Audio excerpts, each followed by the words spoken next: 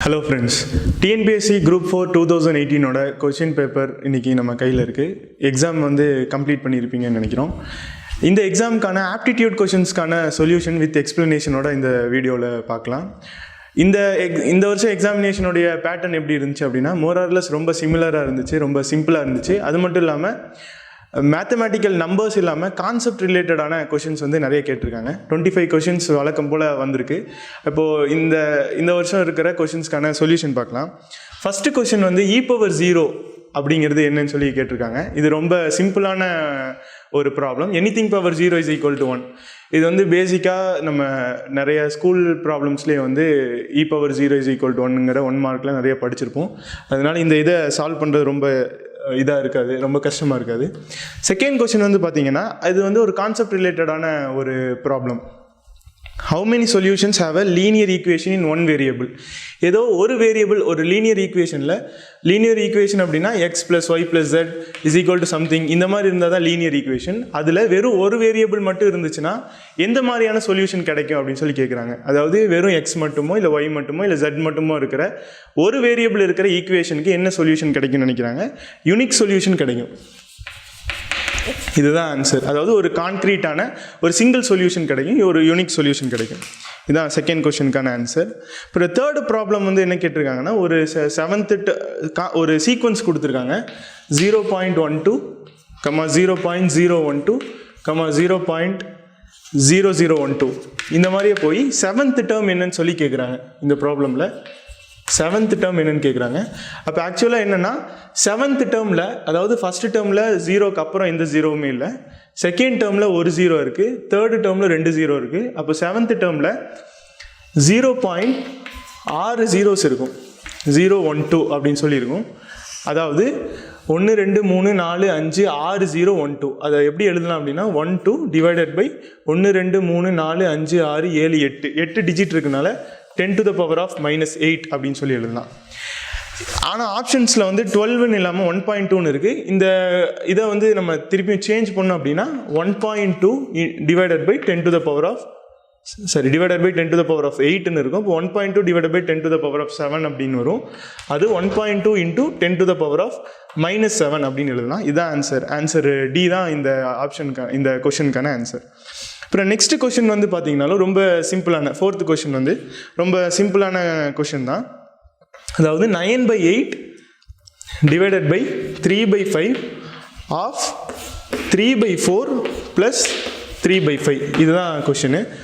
இந்த மாதிரியான நிறைய சிம்பிளிஃபிகேஷன் ப்ராப்ளம்னா நமக்கு தெரிஞ்ச ரூல் இருக்கும். போர்ட் மாஸ் அப்படிங்கிற ரூல் வச்சுருப்போம். ஃபஸ்ட்டு ப்ராக்கெட் சால்வ் பண்ணுவோம், அப்புறம் ஆஃப் சால்வ் பண்ணுவோம், அப்புறம் டிவிஷன், மல்டிப்ளிகேஷன், அடிஷன், சப்ட்ராக்ஷன். இந்த ஆங்கிளில், இந்த மெத்தடில், இந்த ப்ரிஃபரன்ஸில் சால்வ் பண்ணிட்டு வரோம். இப்போ ஃபஸ்ட்டு ப்ராக்கெட்டில் இருக்கனால 3/4 ப்ளஸ் 3/5 அதை நம்ம சால்வ் பண்ணுவோம். நார்மல் எல்சிஎம் எடுத்து ஃப்ராக்ஷனை சால்வ் பண்ணிடலாம்.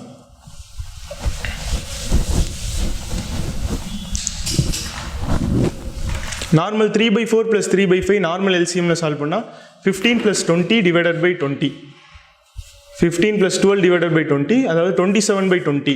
இந்த ப்ராக்கெட்டில் இருக்க 27/20ன்னு வரும். இந்த 3/5 அப்படி ஃப்ராக்ஷனாக வச்சுக்கலாம், 3/5 ஃப்ராக்ஷனாக வச்சுக்கலாம். முன்னாடி இருக்கிற 9/8 இது டிவிஷனாக வருது, டிவைடட் பையாக வருது. அப்போது இதை எப்படி ஃப்ராக்ஷனை திருப்பி சிம்பிளிஃபை பண்ணலான்னா, 9/8 இன்ட்டு இது அப்படி ரெசிப்ரோக்கலாக மாறிடும், 5/3 இன்ட்டு 20/27. இதை நம்மளால் ஈஸியாக சால்வ் பண்ணி, இது 1 டைம், இது 3 டைம்ஸு, இது 9 டைம்ஸு, இது 4 டேபிளில் இது 2 டைம்ஸு, இது 5 டைம்ஸு. இப்போ நமக்கு 25/18 அப்படின்னு சொல்லி ஒரு ஃப்ராக்ஷனில் கிடைக்கும். இந்த 25/18 அப்படிங்கிறது நம்ம ஆப்ஷனில் இல்லை, மிக்சடு ஃப்ராக்ஷனில் இருக்குது. அப்போ 25/18 மிக்சடு ஃப்ராக்ஷனில் போட்டோம்னா 1 டைம்ஸ் 18 கிடைக்கும், பேலன்ஸ் 7 கிடைக்கும். அப்போது நமக்கு ஆன்சர் 1/7/18 அப்படிங்கிற டி ஆப்ஷன் கிடைக்கும். இதுதான் நெக்ஸ்ட். இதுவும் ரொம்ப ஈஸியாக நம்மளால் சால்வ் பண்ண முடிகிற ஒரு ப்ராப்ளம் தான். 4 ப்ராப்ளம் போட்டிருக்கோம். அப்புறம் 5th ஒன் என்னென்னா, ஒரு பர்சன்டேஜ் ப்ராப்ளம் கிடச்சிருக்கு. அதுவும் பர்சன்டேஜ், அது கூட ஒரு சிம்பிள் இன்ட்ரெஸ்ட் கம்பைன் பண்ணி ஒரு ப்ராப்ளம் கொடுத்துருக்காங்க. இப்போ sum of money triples itself at 8% per annum. ஒரு per annumக்கு ரேட் ஆஃப் இன்ட்ரெஸ்ட் வந்து 8% இருக்குது. அப்போ எந்த டைமில் வந்து ட்ரிப்பிளாக மாறுது அப்படின்னு சொல்லி கேட்டிருக்காங்க. இப்போது இந்த மாதிரி ப்ராப்ளம்ஸ்க்கு நம்ம என்ன செய்யலாம் அப்படின்னா ஒரு நம்பர் வந்து அசியூம் பண்ணிக்கலாம். Say for example principal amount 100ன்னு அசியூம் பண்ணோம்னா அது சர்டன் பீரியட் ஆஃப் டைமில் 300 வந்து மாறும். அதுதான் வந்து இந்த சர்டன் அமௌண்ட் வந்து ட்ரிப்பிளாக மாறுது. 8% per annum 8 இருக்குது அப்படின்னு. அப்போ ஆக்சுவலாக இதில் வந்து ஆப்ஷன்ஸ்லேருந்து நம்மளால் ஈஸியாக ஆன்சரை வந்து ஜென்ரேட் பண்ணிட முடியும். 8% per annum அப்படின்னா per இயர் நம்மளுடைய இன்ட்ரெஸ்ட் வந்து 8 ரூபா. அப்போ வந்து ஃபார் 10 years 80, 20 years + 80, 160 rupees வந்து 20 yearsல கிடைக்கும். பேலன்ஸ் 5 yearsல 40 கிடைக்கும். இப்போ 200 rupees, அதாவது இன்ட்ரெஸ்ட் மட்டும் 200 வரும் அப்படின்னா 25 years வந்து தேவைப்படும். இதுதான் இந்த கொஷனுக்கான ஆன்சர். நான் ரிப்பீட் பண்ணுறேன்.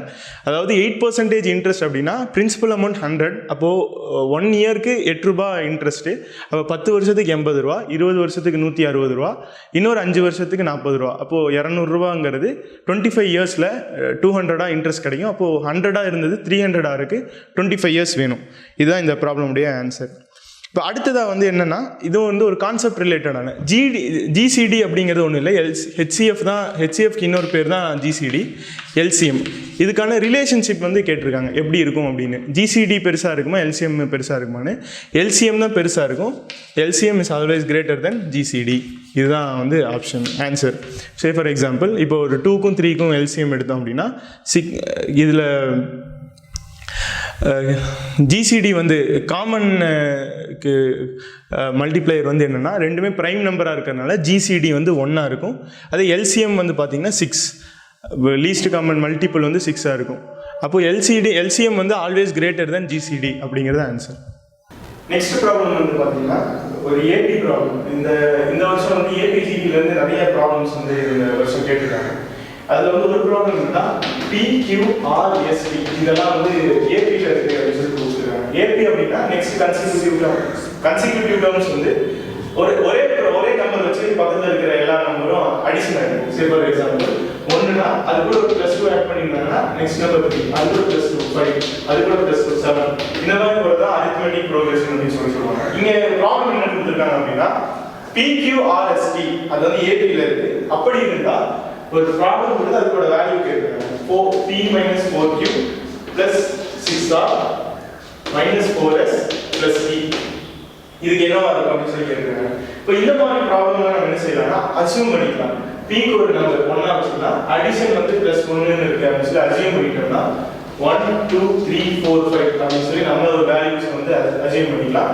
அப்படி வேல்யூ அசியூம் பண்ணி அதுக்கு என்ன ஆன்சர் கிடைக்குது அப்படின்னு சொல்லி போட்டுக்கலாம். Pக்கு 1 வரும், -4 into Q வந்து 2 நால 8 வரும், +6 into R3 நால 18 வரும், -4 into S4 நால 16 வரும், +T5 நால 5 வரும். இதை நம்ம சிம்பிளிஃபை பண்ணி பார்த்தோம்னா 0 அப்படிங்கிற ஆன்சர் கிடைக்கும். அப்போ இந்த மாதிரியான ப்ராப்ளம்ஸ்க்கு நம்ம அசியூம் பண்ணி ஒரு வேல்யூஸ் கொடுத்து அதுல இருந்து நம்மளால சொல்யூஷன் வந்து எடுக்க முடியும். இப்போ நெக்ஸ்ட் क्वेश्चन வந்து என்னன்னா அதே ஜிசிடி எல்சிஎம் ஹெச்சிஎஃப் எல்சிஎம் திருப்பி கேட்டிருக்காங்க. நார்மலான மெத்தட்ல கூட நம்மளால ஃபைண்ட் அவுட் பண்ணிக்க முடியும். இந்த ப்ராப்ளம் பாருங்க 90 150 225 இதுக்கான ஜிசிடி என்ன எல்சிஎம் என்னன்னு சொல்லி கேட்குறாங்க. ரெண்டு ஆப்ஷனும் நம்ம முன்னாடி ஈஸியா வந்து நம்மளால எலிமினேட் பண்ணிக்க முடியும். ஆப்ஷன் பியும் ஆப்ஷன் டியும். ஏன்னா எல்சிஎம் வந்து சின்னதாகவும் ஜிசிடி வந்து கிரேட்டராகவும் இந்த டி ஆப்ஷன்லையும் சி ஆப்ஷன் டி ஆப்ஷன்லையும் இருக்குது. அப்போ நார்மலாக அது ரெண்டையும் எலிமினேட் பண்ணிக்க முடியும். மற்ற இருக்கிற ஆப்ஷன் வந்து பார்த்தீங்கன்னா இதுக்கு ஆன்சர் வந்து 15, 450. அதாவது 15 ஜிசிடி இந்த 15 வச்சு இந்த எல்லா நம்பரையும் டிவைட் பண்ணிக்க முடியும். நார்மலாக நீங்கள் ஜிசிடி எல்சிஎம் கண்டுபிடிக்கிற ஃபார்முலா அப்படி போட்டு கண்டுபிடிக்கலாம். அப்படி இல்லாட்டி செக் பண்ணுறதுனா 15 வச்சு இது எல்லாத்தையும் டிவைட் பண்ணிக்க முடியும். இந்த 450க்குள்ள இந்த நம்பர் எல்லாமே அடங்கும். அதாவது 450 வந்து 90 டிவைட் பண்ண முடியும், 150 டிவைட் பண்ண முடியும், 225 டிவைட் பண்ண முடியும். இதுதான் அதுக்கான ஆன்சர். அப்புறம் 120 நெக்ஸ்ட் क्वेश्चन வந்து பாத்தீங்கன்னா இது மட்டும் தான் சில பேர் ரொம்ப டிஃபிகல்ட்டா ஃபீல் பண்ணிடுவாங்க இந்த ப்ராப்ளம். ஆனா இந்த ப்ராப்ளம் வந்து ஒரு ஷார்ட் ட்ரிக் இருந்துச்சுன்னா ஈஸியா இந்த ப்ராப்ளம் சால்வ் பண்ணிடலாம். என்ன கொடுத்துருக்காங்கன்னா y - 1/y = 6. அப்போ y³ - 1/y³ வந்து என்னன்னு சொல்லி கேட்டிருக்காங்க. இது என்னன்னா a - b ஃபார்மட்ல மேல இருக்கிற ஒரு இது இருக்கு. கீழே கண்டுபிடிக்க சொல்லியிருக்கிறது வந்து a³ - b³ அப்படிங்கிற ஃபார்மட்ல இருக்கு. இப்போ இதுக்கான ஒரு ஷார்ட்கட் ஃபார்முலா என்ன அப்படின்னா இதை வந்து என்ன அசியூம் பண்ணிக்கணும் n cube plus 3n அப்படிங்கிறது தான் ஆன்சர். இதுதான் வந்து இந்த மாதிரி ப்ராப்ளம்ஸ்க்கான ஷார்ட் ட்ரிக். இதை வச்சு போட்டோம்னா ஈஸியாக நம்மளால ஆன்சர் கொண்டு வர முடியும். n-ங்கிறது 6, 6 உடைய கியூப் வந்து 216 plus 3 into 6 வந்து 18. ரெண்டையும் சால்வ் பண்ணோம்னா நமக்கு 234 அப்படின்னு சொல்லி வரும். இதான் ஆன்சர். ஆப்ஷன் சி அப்படிங்கிறது தான் நமக்கு ஆன்சராக வரும். இந்த ப்ராப்ளம் வந்து பொதுவாக அல்ஜிப்ரிக் மெத்தட்ல சால்வ் பண்ணா ரொம்ப ஃபார்முலாஸ்ல அப்ளை பண்ணி சால்வ் பண்ணா ரொம்ப நேரம் ஆகும். ஆனால் இது வந்து n cube plus 3n அப்படிங்கிறது ரொம்ப ஒரு ஈஸியாக ஞாபகம் வச்சுக்கிட்டோம்னா இந்த ப்ராப்ளமை நம்ம வித்தின் செகண்ட்ஸ் நம்மளால சால்வ் பண்ண முடியும். நெக்ஸ்ட் ப்ராப்ளம் பார்த்தீங்கன்னா ஒரு கான்செப்ட் ஓரியன்டான ப்ராப்ளம் தான். கான்செப்ட் ஓரியன்டான ப்ராப்ளம். நெக்ஸ்ட் 10th क्वेश्चन வந்து ஒரு கான்செப்ட் ஓரியன்டான ப்ராப்ளம். அதாவது parallelogram உடைய ப்ராப்பர்ட்டீஸ் வந்து கேட்டிருக்காங்க. parallelogram அப்படிங்கிறது இதுதான் parallelogram. parallelogram ப்ராப்பர்ட்டீஸ் என்னன்னா the parallelogram ஆப்போசிட் சைட்ஸ் வந்து ஈக்குவல், ஆப்போசிட் சைடு வந்து parallel-ஆ இருக்கும். அதே மாதிரி அதுல இதுவும் parallel-ஆ இருக்கும், இதுவும் parallel-ஆ இருக்கும். அதே மாதிரி ஆங்கிள்ஸும் ஈக்குவலா இருக்கும். ஆனா டயகனல்ஸ் அதே மாதிரி ரெண்டு டயகனல்ஸ் இன்டர்செக்ட் ஆகும். ஆனா டயகனல்ஸ் வந்து ஈக்குவலா இருக்கணும்னு சொல்லி அவசியம் இல்லை. அதே இந்த parallelogram வந்து ரோம்பஸ்க்கு தான் டயகனல்ஸ் வந்து ஈக்குவலா இருக்கும். ஆனா இதுக்கு parallelogramக்கு டயகனல்ஸ் ஈக்குவலா இருக்கணும்ங்கிறது அவசியம் இல்லை. அன்ஈக்குவல் டயகனல்ஸ் கூட இருக்கும். அதான் ஆப்ஷன், அதான் ஆன்சர். அதாவது which is false, which of the following statement is false in parallelogram கேட்குறாங்க. அப்ப டயகனல்ஸ் ஆர் ஈக்குவல் அப்படிங்கிறது ஒரு ஃபால்ஸ் ஸ்டேட்மெண்ட். மற்ற மூணு ஸ்டேட்மெண்ட்டும் கரெக்டான ஸ்டேட்மெண்ட். 11th क्वेश्चन என்னன்னா reciprocal of 0. ரெசிப்ரோக்கல் ஆஃப் 0 என்னன்னு சொல்லி கேட்டிருக்காங்க. ஜென்ரலாக ஏதோ ஒரு வேறு ஏதாச்சும் கொஸ்டின்ஸ்க்கோ இல்லை வேறு ஏதோ நம்பருக்கோ ரெசிப்ரோக்கல்னா டிவைடட் பை 1ன்னு போட்டு 1 டிவைடட் பை அந்த நம்பர் போட்டு கண்டுபிடிப்போம். இப்போ 0 அதுக்கு ரெசிப்ரோக்கல்னா 1/0 = இன்ஃபினிட்டின்னு நம்ம நிறைய பேர் நினைப்போம். ஆனால் ஆக்சுவலாக வந்து மேக்ஸில் 0க்கு வந்து தெர் இஸ் நோ ரெசிப்ரோக்கல் அப்படிங்கிறது ஆன்சர். ஆப்ஷன் டி அப்படிங்கிறது ஆன்சர். 12th ப்ராப்ளம் வந்து பார்த்தீங்கன்னா இந்த ஆப்ஷன் வந்து பாத்தீங்கன்னா ஃபர்ஸ்ட் ஆப்ஷன் தான் ஃபால்ஸான ஸ்டேட்மென்ட். அதாவது among the common divisors of given number the greatest divisor is the GCD அப்படின்னு சொல்றாங்க. அப்படின்னு சொல்றது ஃபால்ஸான ஸ்டேட்மென்ட். ஏதோ ஃபிராக்ஷன் உடைய GCD கண்டுபிடிக்கணும் அப்படின்னா நியூமரேட்டர்ஸ் உடைய GCDயும் டினாமினேட்டர்ஸ் உடைய LCM கண்டுபிடிச்சாலும் ஒரு ஃபிராக்ஷனுக்கு GCD நம்மளால கண்டுபிடிக்க முடியும். இது வந்து ஒரு ஃபார்முலா ரிலேட்டட் தான். அதனால ஃபர்ஸ்ட் ஆப்ஷன் தான் வாங்க. பி ஆப்ஷன் வந்து பாத்தீங்கன்னா GCD of any two numbers is one, they are said to be prime numbers. அது முன்னாடி ஏற்கனவே சால்வ் பண்ண ப்ராப்ளம்ஸ்ல கூட சொல்லிருக்கேன். அது கரெக்டான ஸ்டேட்மெண்ட். அதே மாதிரி among the common multiples of given number the least is the LCM. நிறைய மல்டிபிள்ஸ் இருந்தாலும் அதனால பேர்ல இருக்க least common multiple. அப்ப least நம்பர் தான் LCM அப்படிங்கிறது அதுவும் கரெக்டான ஸ்டேட்மெண்ட் தான். அதே மாதிரி fourth டி ஆப்ஷன் வந்து ஒரு ஃபார்முலா மாதிரி நம்ம படிச்சிருக்கோம். the product of any two number is equal to the product of their GCD and LCM அப்படிங்கிறது ஒரு வெல் நோன் ஸ்டேட்மெண்ட். அப்ப ஃபர்ஸ்ட் ஸ்டேட்மெண்ட் தான் இதுல ஃபால்ஸான ஸ்டேட்மெண்ட்.